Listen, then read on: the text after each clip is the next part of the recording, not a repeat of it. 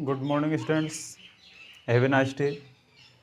सिव school की online class में आपका हार्दिक स्वागत है। देखिए बच्चों, गत वीडियो में हमने लेसन 2 मानव तंत्र में पाचन तंत्र का अध्ययन किया था। पाचन तंत्र में हमने आहार नाल के 7 भागों का वहाँ पर वर्णन पढ़ा था। आहार नाल के बाद में दूसरी चीज़ मैंने आपको यहाँ पर बताई थी पाचक ग्रंथियों के बारे में। पाचक ग्रंथियाँ, मानव पाचन तंत्र के 2 भाग पढ़े थे हमने वहाँ पर, पाचक अंग और पाचक ग्रंथियाँ। पाचन ग्रंथियाँ, पाचन अंग अर्थात आहार नाल के 7 भाग हमने पढ़े थे वहाँ पर, मुख, ग्रसनी, ग्रसिका या ग्रासनाल, आमाशय, छोटी आंत, बड़ी आंत, मलद्वार। इन 7 भागों का अध्ययन हमने पिछली वीडियो में किया था। आज यहाँ इस वीडियो में पाचक ग्रंथियाँ, पाचन ग्रंथियों के बारे में अध्ययन करेंगे। सबसे पहले मैं बता दूं आपके लिए कि मानव में 3 पाचन ग्रंथियाँ पाई जाती हैं। 3 पाचन ग्रंथियों में सबसे पहली ग्रंथि आती है लार ग्रंथि, सैलाइवरी ग्लैंड्स। दूसरी आती है अग्नाशय ग्रंथि, अग्नाशय ग्रंथि। और थर्ड आती है यकृत ग्रंथि, यकृत ग्रंथि। ये 3 पाचन ग्रंथियों का वर्णन आपके सिलेबस में दिया हुआ है। सबसे पहली है लार ग्रंथियां, दूसरी है यकृत ग्रंथियां और तीसरी है अग्नाशय ग्रंथि। सबसे पहले हम यहां पर अध्ययन कर रहे हैं लार ग्रंथि का, सलाइवरी ग्लैंड्स। देखिए, यह ग्रंथि जो होती है लार ग्रंथि, ये मानव के मुख में लार अर्थात सलाइवा का स्राव करती हैं। लार का स्राव होता है यहां पर। ये लार जो होती है इसमें 2 प्रकार के एंजाइम होते हैं। एक होता है टाइलिन एंजाइम, एक है एमाइलेज एंजाइम। देखिए, पेपर में यहां से 1 नंबर का प्रश्न पूछ लेता है कई बार कि लार में कौन सा एंजाइम पाया जाता है, तो ध्यान रखेंगे टाइलिन या एमाइलेज एंजाइम। ये लार जो होती है इसके कुछ मुख्य कार्य होते हैं मुख के अंतर्गत, क्योंकि लार चिपचिपा होती है, चिपचिपी होती है।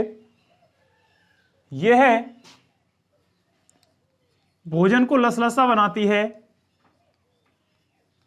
भोजन को लसलसा बनाती है, भोजन में लुब्रिकेंट के तौर पर कार्य करती है, दांतों एवं जीभ की सफाई करने का कार्य भी किया जाता है। दांतों और जीभ की सफाई करने का कार्य भी इसके द्वारा किया जाता है। ये लार जो होती है मुख में ही भोजन के पाचन को प्रारंभ कर देती है और मुख में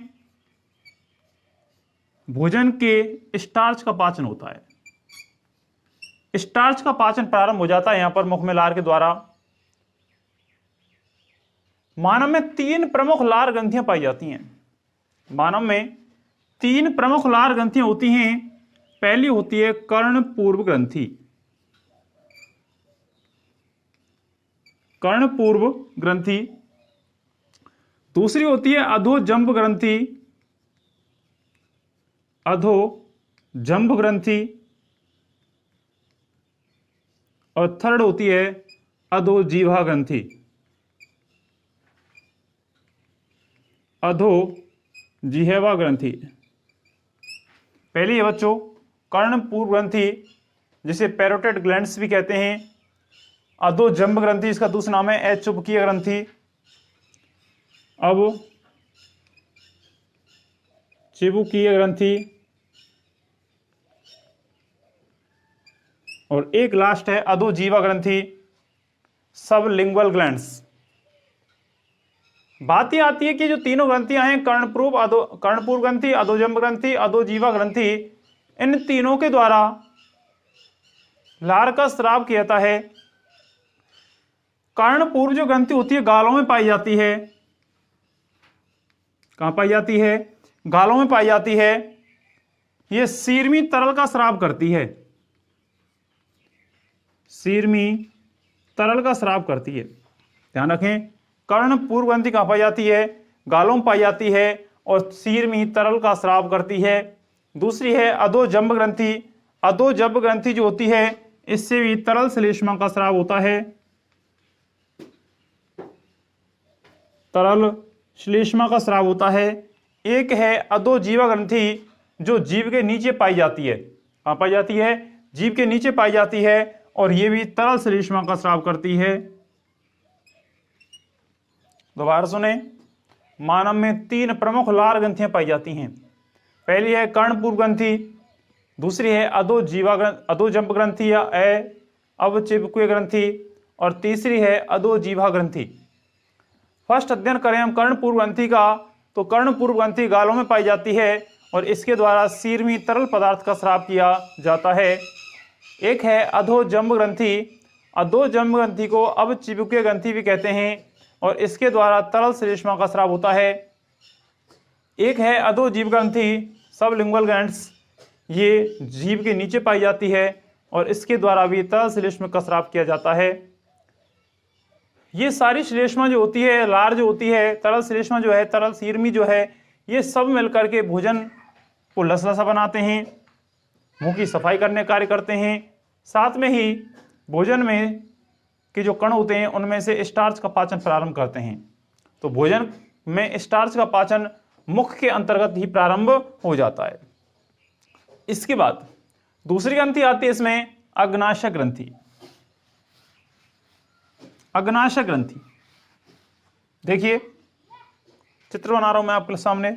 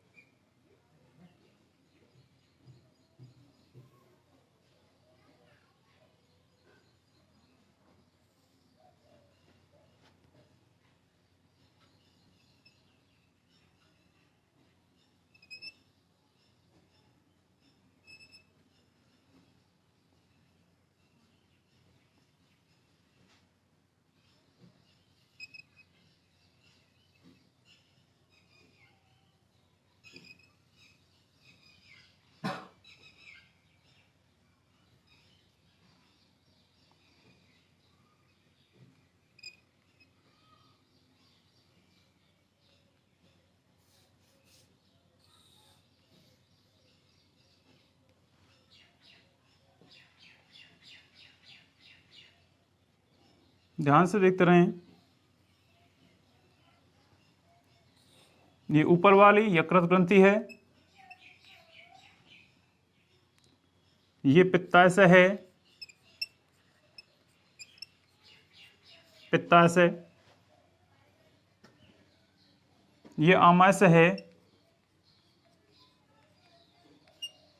आमाशय,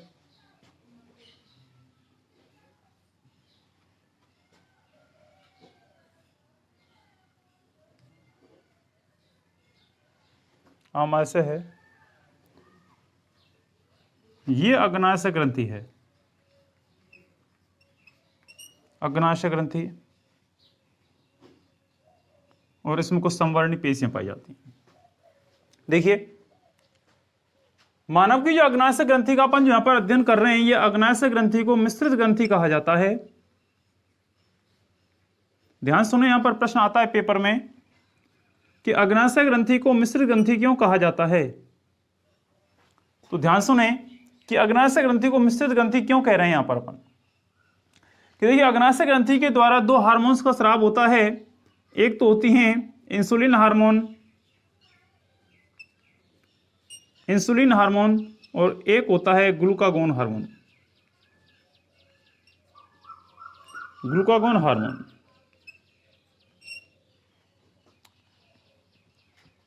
और एक इससे कुछ पाचक रसों का स्राव होता है।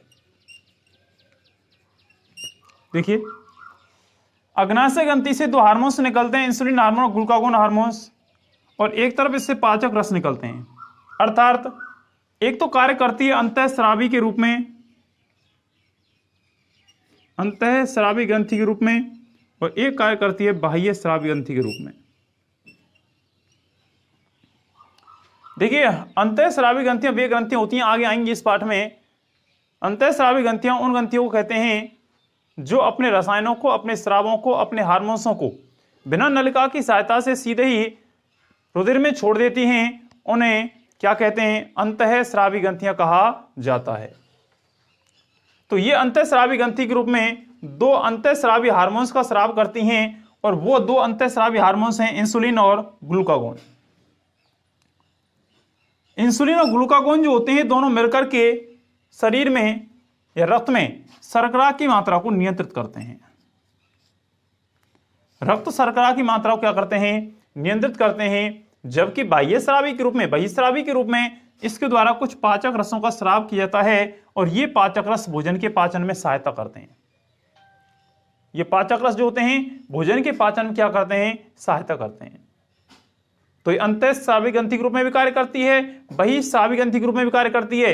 इसलिए इस अग्नाशय ग्रंथि को मिश्रित ग्रंथि कहा जाता है।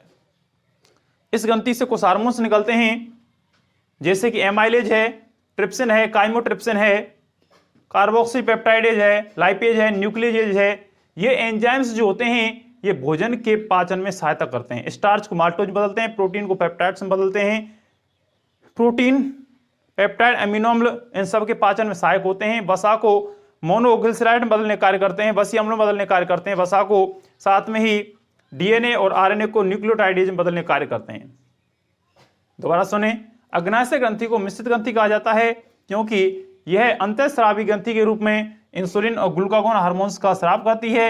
ये इंसुलिन और ग्लूकागोन हार्मोन्स जो होते हैं रक्त में शर्करा की मात्रा को नियंत्रित करते हैं, तथा बहिस्रावी के रूप में इससे पाचक रसों का स्राव किया जाता है, अनेक प्रकार के एंजाइमों का स्राव किया जाता है। ये एंजाइम्स या पाचक रस हमारे भोजन में, पाचन में सहायक होते हैं। इन्हीं एंजाइमों में जैसे कि एमाइलेज एंजाइम है, पेप्सिन एंजाइम है, ट्रिप्सिन है, काइमोट्रिप्सिन है, कार्बोपेप्टाइडेज है, ये सभी जो हार्मोन्स जो होते हैं वसा के, प्रोटीन के, स्टार्च के पाचन में सहायता करते हैं। अगली बात आती है इसमें, तीसरी ग्रंथि है यकृत ग्रंथि। देखिए, यकृत जो ग्रंथि है एक पाचन तंत्र की सबसे महत्वपूर्ण ग्रंथि है। मानव शरीर की सबसे बड़ी ग्रंथि के रूप में भी यकृत ग्रंथि को माना जाता है। मानव शरीर की सबसे बड़ी ग्रंथि, मानव शरीर की सबसे बड़ी ग्रंथि है यकृत ग्रंथि। ये यकृत ग्रंथि जो होती है मध्य पट के लगभग नीचे, डायफ्राम जो होता है, मध्य पट जो होता है उसके लगभग नीचे त्रिकोणाकार आकृति में होती है। थोड़ी सी कैसी होती है? त्रिकोणाकार आकृति में होती है। इसका अधिकतम जो वजन होता है वो दाईं ओर होता है। इसका अधिकतम वजन किधर होता है? दाईं ओर होता है। यकृत जो ग्रंथि होती है इसको देखने पर ये दो भागों में बटी दिखाई देती है, दो पालियों में दिखाई देती है, एक दायां भाग और एक बायां भाग।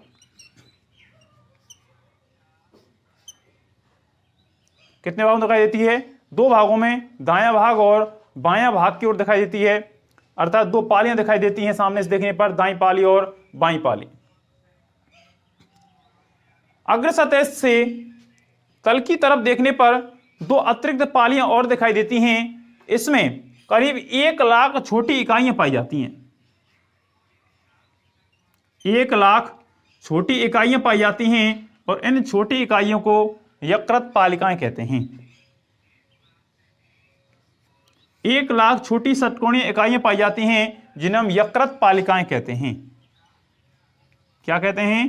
यकृत पालिकाएं कहते हैं। यकृत से पित्त रस का निर्माण होता है। यकृत से किस निर्माण होता है? पित्त रस का। यहां पर यकृत में पित्त रस का निर्माण होता है। यह पित्त रस जो होता है पित्त वाहिनियों के माध्यम से, या पित्त वाहिनियां जो होती हैं उन पित्त वाहिनियों के माध्यम से ये जो पित्तरस होता है ये पित्ताशय में आकर के इकट्ठा हो जाता है। जो पित्ताशय होता है, इस पित्ताशय में ये पित्तरस आकर इकट्ठा हो जाता है। जब भी भोजन के पाचन को इसकी आवश्यकता पड़ती है तो पित्ताशय से पित्त रस जो होता है ये छोटी आंत में आसानी से पहुंच जाता है और भोजन के पाचन में क्या करता है, हमारी सहायता करता है।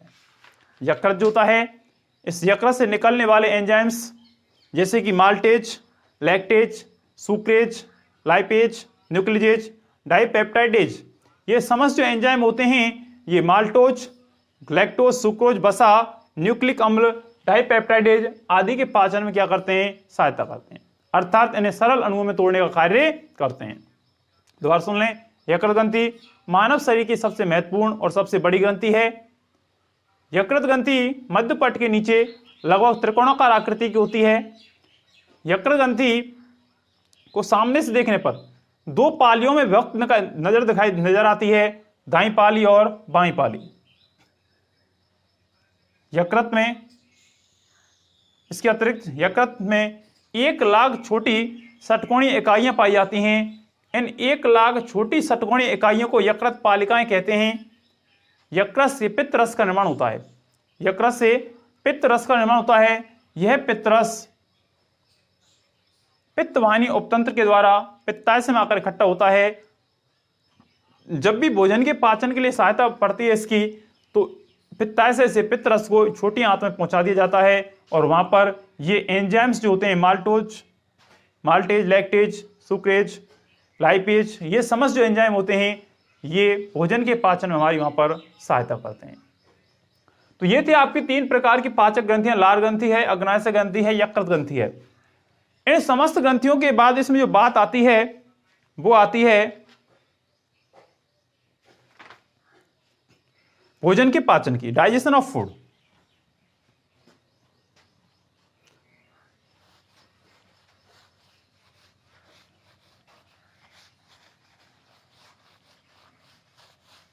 देखिए, भोजन का पाचन,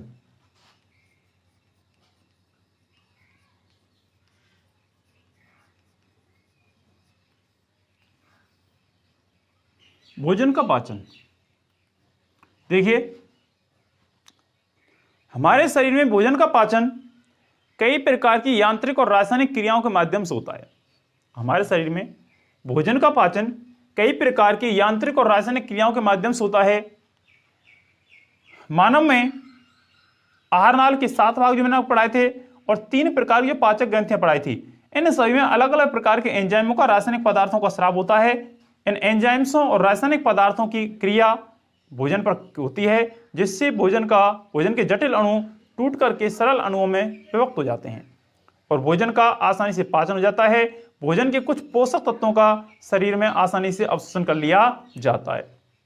अब भोजन के पाचन के लिए कुछ अनेक प्रकार के हाइड्रोजलेज वर्ग के एंजाइम साबित होते हैं।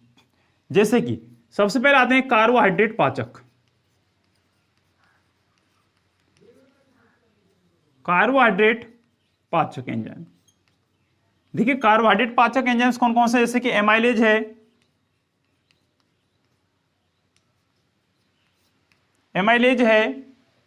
माल्टेज है, सुक्रेज है आदि। एक आते हैं प्रोटीन पाचक एंजाइम। प्रोटीन पाचक में आते हैं ट्रिप्सिन, काइमोट्रिप्सिन, पेप्सिन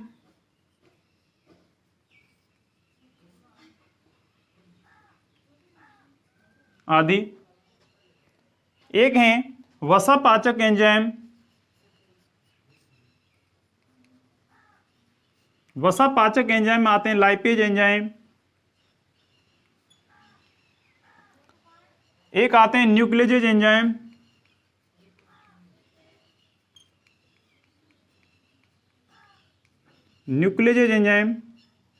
ये न्यूक्लियेज एंजाइम में आते हैं न्यूक्लियोटाइडेज।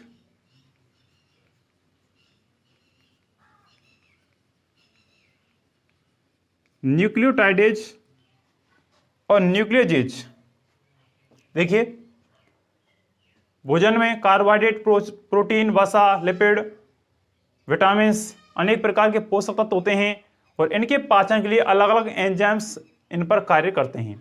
जैसे कि कार्बोहाइड्रेट पाचक एंजाइम श्रेणी में आते हैं एमाइलेज, माल्टेज, सुक्रेज। AMS से अपन इसको व्यक्त कर सकते हैं याद करने के लिए।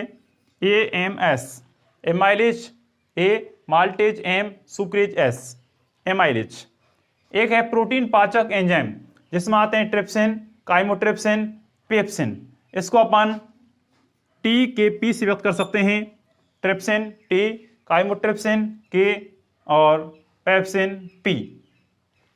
वसा पाचक एंजाइम होता है लाइपेज एंजाइम जो वसा का पाचन करता है। और न्यूक्लियस श्रेणी में आते हैं न्यूक्लियोटाइडेज है, न्यूक्लियोजेज एंजाइम्स हैं, ये इन पदार्थों का पाचन करते हैं। देखिए, मानव में भोजन के अंतर्ग्रहण से लेकर सबसे पहले मानव में मुख के द्वारा भोजन का अंतर्ग्रहण किया जाता है। अंतर्ग्रहण करने के पश्चात इस भोजन का मुख गुहिका में भोजन को चबाया जाता है। भाई, मुख गुहिका में दांत पाए जाते हैं। दांत जो होते हैं भोजन को चबाने का कार्य करते हैं। भोजन को चबाने के पश्चात हमारे मुख में पाई जाने वाली 3 प्रकार की लार ग्रंथियां किसका स्राव करती हैं? लार का स्राव करती हैं। किसका स्राव करती हैं? लार का स्राव करती हैं। ये लार मुख गुहिका में इस भोजन में मिलकर के भोजन को लसलसा बनाती हैं और साथ में ही स्टार्च का पाचन प्रारंभ करता है। ये लार जो होती है भोजन को लसलसा बनाती है, साथ में ही भोजन में उपस्थित स्टार्च के पाचन को प्रारंभ कर देती है। मुख गुहिका से भोजन जो होता है ग्रसनी के माध्यम से ग्रसिका में पहुंचता है और ग्रसिका से कहां पहुंचता है? आमाशय में। कहां पहुंचता है? आमाशय में। आमाशय में जठर रस का स्राव होता है। आमाशय में जठर रस का स्राव होता है और साथ में ही श्लेष्मा का स्राव होता है। जठर रस और श्लेष्मा का स्राव होता है, जिसको म्यूकस कहते हैं। ये इसका स्राव श्लेष्मा ग्रीवा कोशिकाओं के माध्यम से होता है। साथ में ही इसमें पेप्सिन, पेप्सिनोजिन, प्रोएंजाइम पेप्सिनोजिन और हाइड्रोक्लोरिक अम्ल का निर्माण होता है। जब भोजन में भाई जठर रस में कौन सा एंजाइम पाया जाता है? HCl एंजाइम पाया जाता है, HCl अम्ल पाया जाता है। जब भोजन आमाशय में आता है तो आमाशय में आने के पश्चात HCl अम्ल भोजन में मिल जाता है और भोजन के माध्यम को अम्लीय बनाता है। लेकिन स्रावित होने वाला प्रोएंजाइम पेप्सिनोजिन इस HCl अम्ल से क्रिया करके पेप्सिन में परिवर्तित हो जाता है। किस में बदल जाता है? पेप्सिन बदल जाता है। और ये पेप्सिन फिर किसको पचाने में सहायता करता है? प्रोटीन को पचाने में सहायता करता है। बच्चों में ये पेप्सिन एंजाइम नहीं पाया जाता है। बच्चों में दूध में जो प्रोटीन पाई जाती है, बच्चों में उस दूध की प्रोटीन को पचाने के लिए रेनिन नामक एंजाइम पाया जाता है। कौन सा पाया जाता है? रेनिन नामक एंजाइम पाया जाता है। पेपर में प्रश्न पूछ भी लेता है कई बार कि छोटे बच्चों में प्रोटीन पाचक एंजाइम कौन सा होता है? तो छोटे बच्चे दूध अधिक पीते हैं तो उनमें प्रोटीन के पचाने के लिए कौन सा एंजाइम पाया जाता है? रेनिन नामक एंजाइम पाया जाता है। इसके पश्चात HCl अम्ल मिला, HCl अम्ल मिलकर के भोजन का माध्यम अम्लीय हुआ। साथ में ही HCl अम्ल जो होता है दूसरा कार्य इसका ये होता है कि भोजन में जो हानिकारक जीवाणु होते हैं उन जीवाणु को नष्ट करने का कार्य कौन करता है? HCl अम्ल करता है। और इस HCl अम्ल का स्राव ऑक्सेंटिक कोशिकाओं के माध्यम से होता है। ये भी ध्यान रखें। किनके द्वारा होता है? ऑक्सेंटिक कोशिकाओं के माध्यम से होता है। ऑक्सेंटिक कोशिकाओं के माध्यम से होने के पश्चात आमाशय में भोजन कुछ देर ठहरता है, कुछ देर संग्रहित रहता है और पेशीय संकुचन के पश्चात जब ये कंप्लीट हो जाता है तो इस भोजन की लुगदी को अपन कहते हैं काइम। क्या कहते हैं इसको? काइम कहते हैं। इस आमाशय से भोजन छोटी आंत के प्रथम भाग ग्रहणी में भेज दिया जाता है। वहां पर अग्नाशय और यकृत के द्वारा स्रावित होने वाले अनेक प्रकार के एंजाइम छोटी आंत में आते हैं और छोटी आंत में आने के पश्चात जो छोटी आंत के 3 भाग होते हैं, ग्रहणी, अग्र क्षुद्रांत और क्षुद्रांत, उन तीनों भागों में इन विभिन्न प्रकार के पदार्थों का पाचन कर दिया जाता है और पाचन करने के साथ साथ इनमें से विभिन्न प्रकार के आवश्यक पोषक तत्वों का अवशोषण कर लिया जाता है। यहीं पर वसा के पायसीकरण की प्रक्रिया भी संपन्न होती है। यहाँ भोजन पर अग्नाशय रस, आंतरस और पित्त लवण जैसे एंजाइम्स क्रिया करते हैं, जिससे भोजन आसानी से सरलीकृत पदार्थों में टूट जाता है और सरलीकृत पदार्थों में टूटने के पश्चात जो अपचित पदार्थ शेष बचते हैं उन अपचित पदार्थों को मलाशय में भेज दिया जाता है और यहाँ मलाशय से संवर्णी पेशियां इस क्रिया को नियंत्रित करती हैं और संवर्णी पेशियों के नियंत्रण के पश्चात इन अपचित पदार्थों को मलद्वार के द्वारा सही से बाहर त्याग दिया जाता है। इस प्रकार से हमारे शरीर में भोजन के पाचन का प्रक्रम पूरा होता है। धन्यवाद। अगली वीडियो में हम आपके लिए पढ़ाएंगे मानव श्वसन तंत्र। आज तक यही बहुत है।